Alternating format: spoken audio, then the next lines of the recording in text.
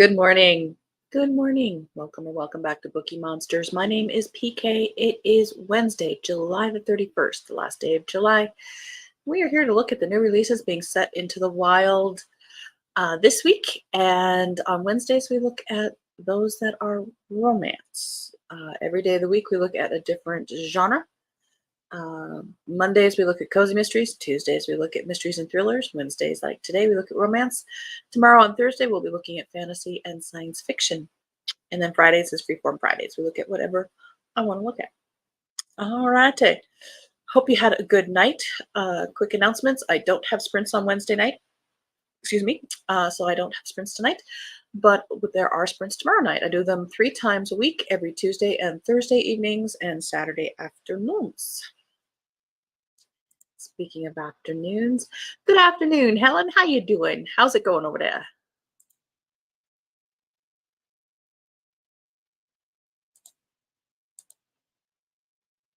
All right, we're going to jump in because there are a lot of them.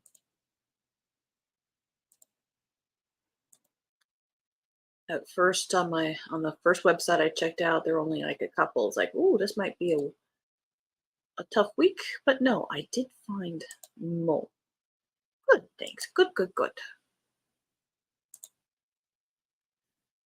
All right. First up, Between Friends and Lovers by Shirlene Awudi. I apologize if I'm saying that wrong. To thousands of Instagram followers, Josephine Boateng is the dazzling Dr. Jojo, and her opinions on health and self-love matter. Her message: be smart, be significant, and do not put up with foolish men. Off camera, Jo's story is more complicated. She's grappling with depression and the pressures of her career, and her love life is non existent, thanks to a longtime unrequited crush on her best friend, rom com heartthrob Ezra Edelman. But when Ezra shows up to his 30th birthday party with her childhood bully on his arm, Jo realizes enough is enough. It's time to take her own advice and prioritize herself. No one is more shocked than Malcolm Waters. Sorry about that. It was being covered. When his debut novel turns him into a literary darling, the type who gets invited to a swanky penthouse party to discuss film opportunities. Rubbing elbows with the elite of entertainment will be great for his career, except he's terrible with people and even worse at networking. Just when Malcolm is ready to throw in the towel, he's rescued by none other than Dr. Jojo. He's been following her on social media for years, and she's even more impressive in real life. And to his bewilderment, the feeling is mutual. But Jo, Ezra, and Malcolm exist in a world where the line between private and public is as blurred as the line between friendship and love. The question is, can they risk defining those lines to create something real? You know, there's 3 people on the cover, not just a couple. Makes me wonder.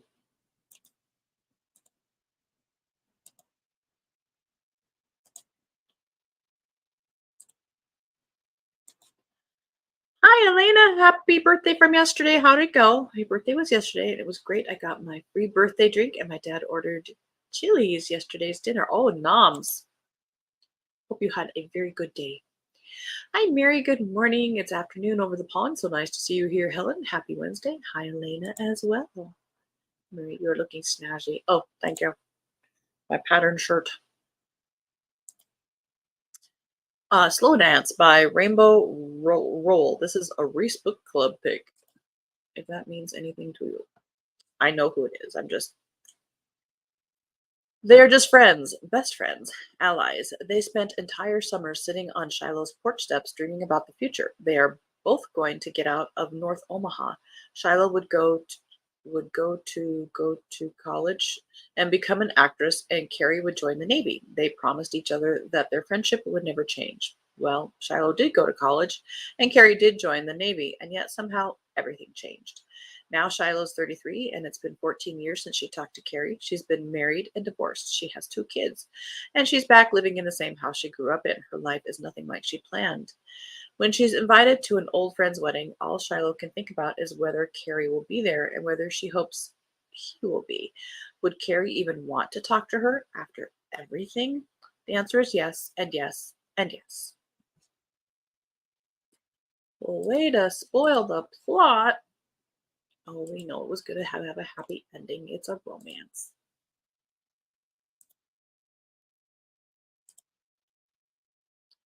Name Your Price by Holly James.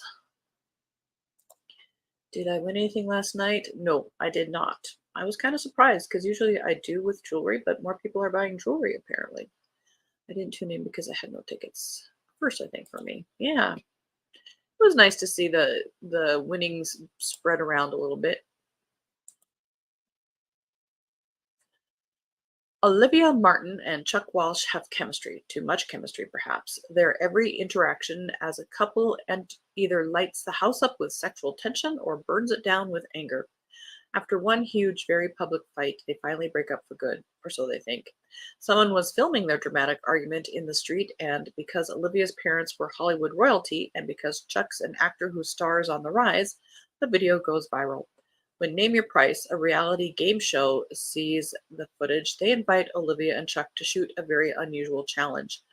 Live locked in a house together for 1 month, and they will be paid $1 million each. Olivia really needs the money if she's going to keep her beloved grandmother in her nursing home, and Chuck is desperate for any chance to win Olivia back. So the game is on. Even as the show tries to pluck every nerve with only one bed, one bathroom, and a set of rules that will lose them money if broken, including no touching, with stakes that have never been higher and their explosive chemistry at a fever pitch, can Chuck and Olivia keep it together and their hands off each other for 1 month? Find out next week on Name Your Prize. Name your price.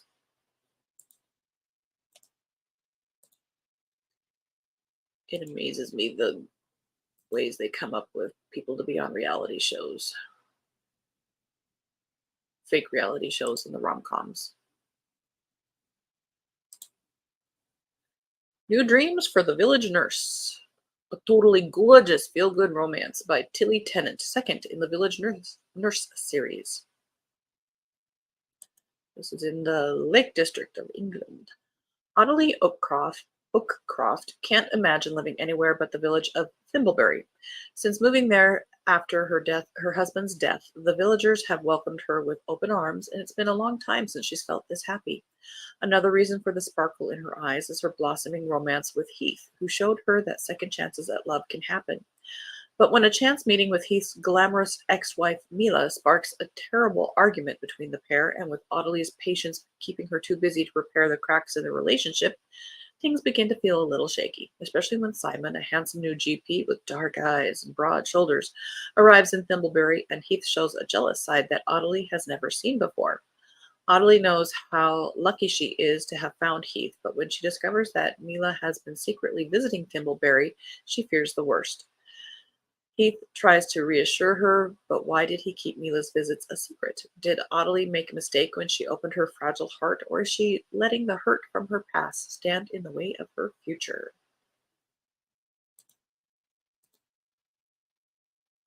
Yes and yes.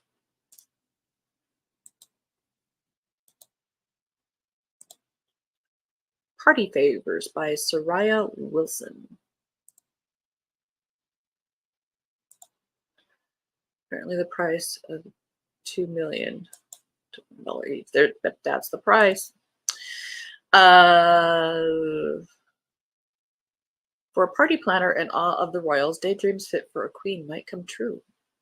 For as long as she can remember, Everly April has been obsessed with the Monteran royals, especially Queen Cat, elegant, self-possessed, and living a fairy tale romance.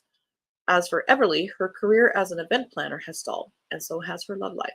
When a wealthy new client wants a sweet 16 party that's fit for an American princess, practicing her "What would Cat do" mantra, Everly offers to bring it to life by immersing herself in everything Montera. Call it intervento divino when she meets dizzyingly handsome and charismatic Max Colby, who's relocated stateside from the Monteran kingdom of her dreams. If Everly promises to be his New York City guide, he'll teach her the customs and culture of Montera so her party gets a boost of authenticity. Deal. As their friendship grows, Everly starts falling. But for what? Another attainable obsession? Max is such a dreamboat that surely he sees her as just a friend.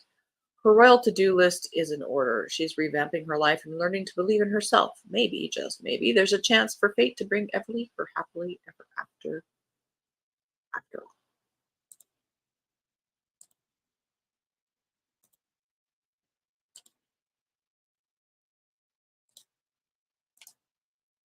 Serenity by the Sea. That's kind of a pretty cover by Jennifer Vito. Will a celebrity designer and her stubborn project manager sabotage their renovation or fall madly in love? Celebrity designer Haley Maybank escapes to Gull Island to reinvent herself after a high profile divorce, lending her expertise on a renovation project. Working with the boss's son comes with complications, but will she risk her reputation for a chance at love? Will Purdy is vying to become a partner in the family business by showcasing his design skills on the firm's latest project. Partnering with a famous designer with a tarnished reputation can ruin his plans, but will his growing attraction for the colorful artist allow him to get the job done?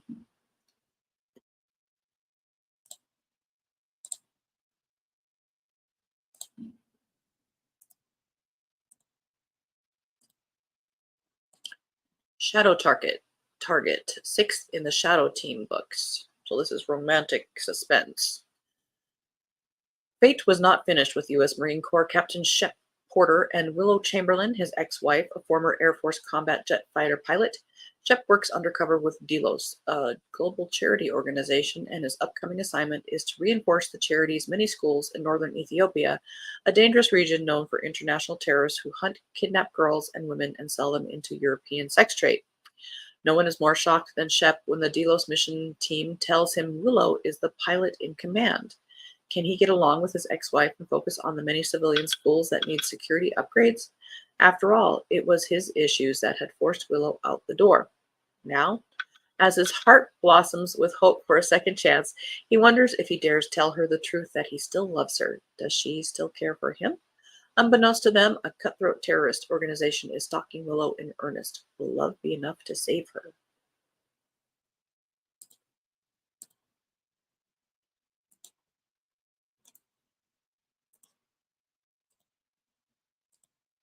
That Prince is Mine by J.C. Lee. I believe it's J.C. Emma Yoon dreams of opening a culinary school in Los Angeles. To that end, she teaches Korean royal court cuisine to hopeful brides of upper caste Korean families. Thanks to her godmother, a renowned matchmaker, business is booming. But when rival matchmakers plot against her godmother using Emma's single status, she must save her godmother's reputation and her dreams by finding a perfect on-paper husband, even if she's not ready for love. Meeting the gorgeous and irresistible Professor Michel Chevalier is not part of her plan. Prince Michel Chevalier refuses to marry a woman handpicked by his elders. If he must spend the rest of his life in service to his country, he wants to do so with someone he loves by his side. With only 3 months left until his arranged engagement is formally announced, Michel escapes to Los Angeles to find a bride of his choosing, someone who loves him for himself rather than his crown. Serendipity leads him right to Emma Yoon, who might just be the woman of his dreams.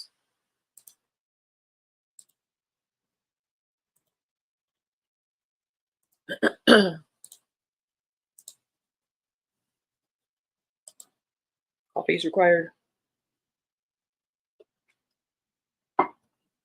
The Days I Loved You Most by Amy Neff.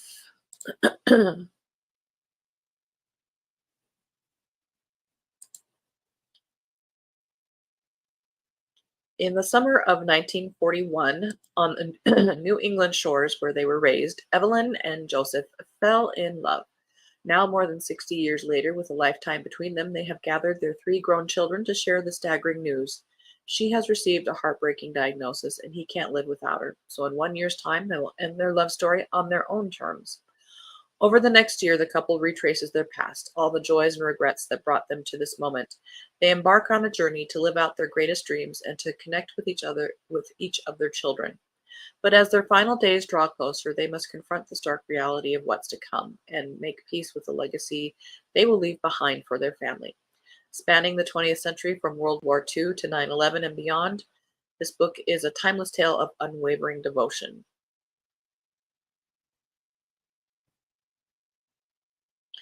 I don't agree with their decision. That's me. I hope it ends differently. In the book.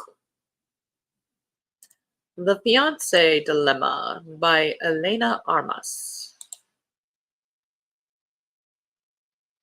Josie Moore has given the opposite sex and love plenty of chances. 4 exactly, if you count all her failed engagements, and 5 if you include her no longer absentee father. Nonetheless, when the influential man decides to announce his retirement with a splashy magazine piece and Josie learns that her romantic history isn't great PR for the family, she jumps at the chance to offer a solution. Matthew Flanagan is in the mud, literally. Not only has he been fired from his job, but after taking a wrong turn on his way to Green Oak, North Carolina, his car is stuck. So he grabs a duffel bag with his essentials and goes in search of a place to crash until he gets his life and vehicle back on track. But instead, he stumbles upon his best friend's sister, Josie, greeting him as her fiancé. What starts as a big misunderstanding quickly turns into a fake engagement, with Matthew playing the role of the doting fiancé as he and Josie are swept into a PR whirlwind. The ring on Josie's finger makes her stomach turn, but she knows this is only temporary. They have rules in place, and one of them is that no matter what, there will be no exchange of I do's. But that's easier said than done, as lines soon start to blur, and the rest of the small town comes to believe the fifth fiancé is truly the one.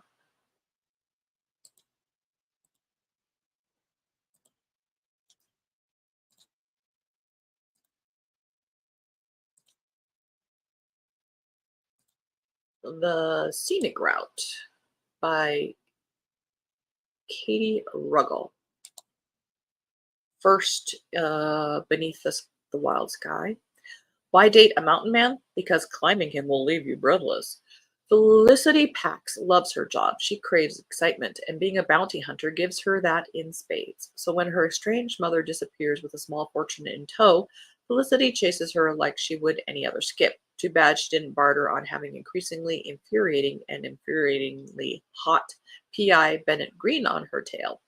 Bennett's got a job to do, and if that means shadowing Felicity, well, he's had worse assignments, even if he's 99% sure the increasingly intriguing bounty hunter is leading him on a wild goose chase through the Rockies. If she has to drag her PI tail through endless quirky mountain towns in order to shake him, that's what she's determined to do.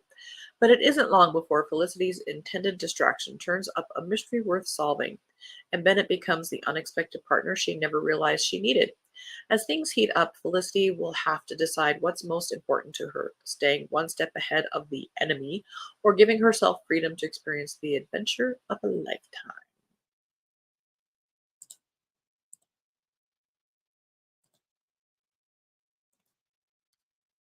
Until I Found You by Wendy Lindstrom, 10th in the Grayson family series. She's a woman in danger, snowbound with a stranger she must trust. When Sophia Flynn awakens in a mountain cabin badly wounded and without her memory, she suspects something terrible has happened. Her handsome rescuer calls her Willow and claims he's a Pinkerton agent who will protect her.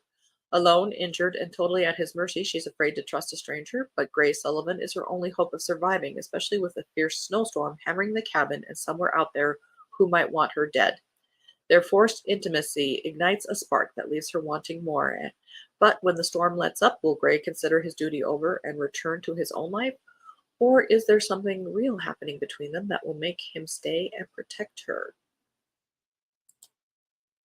That seems like a historical. Didn't say what year.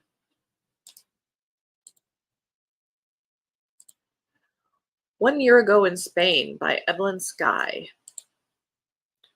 Claire Walker has always had her life in perfect order, including her high-powered job at one of Manhattan's top corporate law firms. Yet the one thing she cannot seem to find is a perfect love to complete it, until fate pushes Matthias de Leon into her path. Matthias is a Spanish artist who is everything that Claire is not, free-spirited and creative, chaos to her order. She falls for him hard, and he for her. A year later, however, Claire begins to question everything about their relationship. How can they possibly work long term when they're so different? Might it be best to end it before they are both in too deep? When tragedy strikes while Matthias is visiting family, leaving him gravely wounded in a Madrid hospital. And when Claire drops everything to race to his side, she finds she is the only one who can see and talk to Matthias's soul detached from his comatose body. But that soul has no memories of his year in New York, of her, or their relationship. Claire soon realizes that in order to lure Matthias back to his body, she will have to convince him to fall in love with her all over again. But can lightning strike twice? Can the same magic that brought them together once do so again? Well, that was a strange twist I didn't see coming.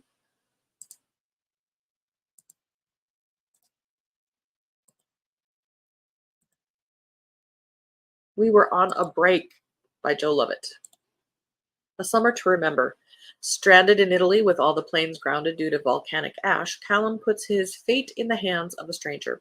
His work friend Azim has a contact who's also in the country, and she's happily agreed to give him a lift home in her van. But when he meets the girl at the designated meeting point, his heart soars. He'd know that face anywhere. A love to last a lifetime. When Emma sees Callum again, she doesn't know whether to laugh or cry.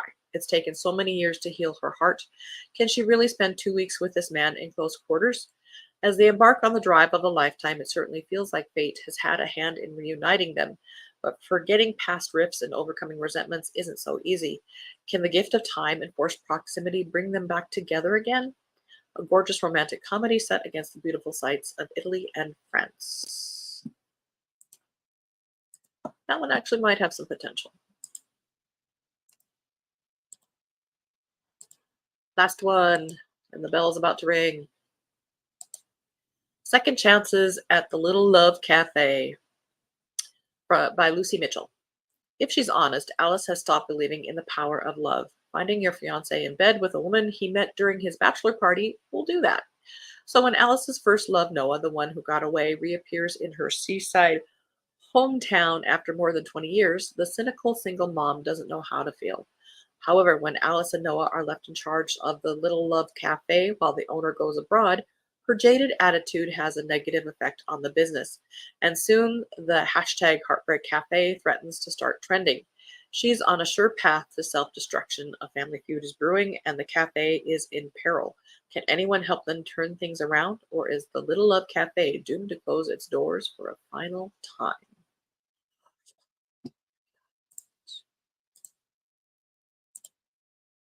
That's all the love we can handle today.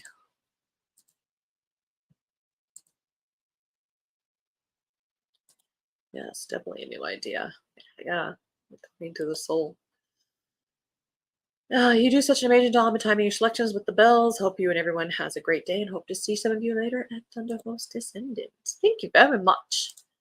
Well, I know I've got time for about 13 to 15 books, and sometimes there's no dilly-dallying, no lollygagging. We gotta get through them, like today.